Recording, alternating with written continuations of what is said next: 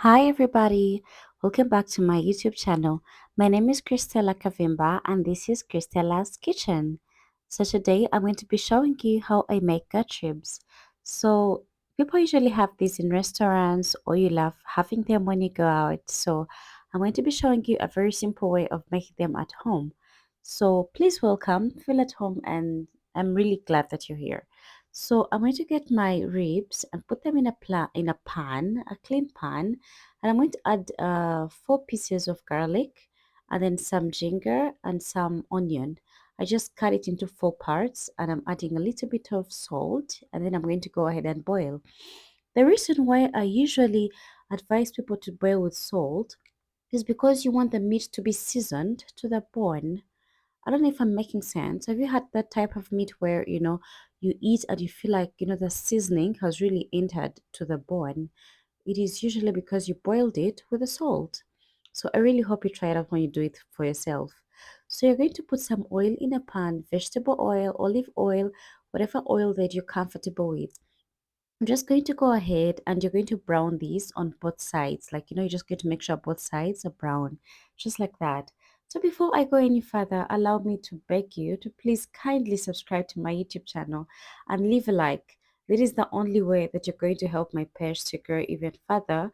And I just kindly beg you to please leave a like and to please subscribe. It is the only way you can support me. Thank you. So now I'm going to go ahead with my gut ribs, and at this point I'm just going to go in with my vegetables. So at home I had some green pepper and some onions. So if you have any other bell peppers, the red, the yellow, the carrots, you're okay to come in with them.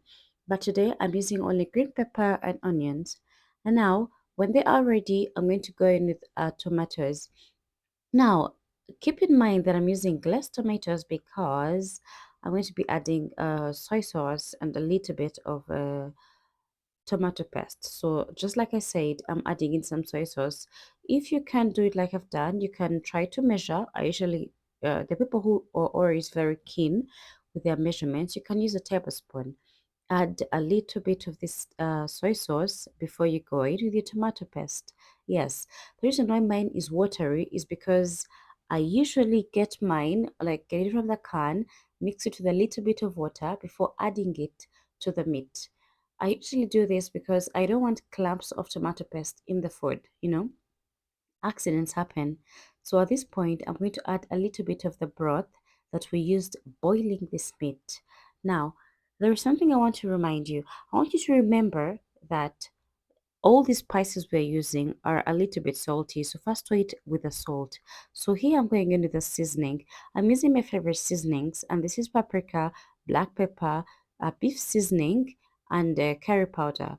You can use any other spices that you like, but I usually say go for the basic spices, the ones that you're used to, the ones that are easy to use for you.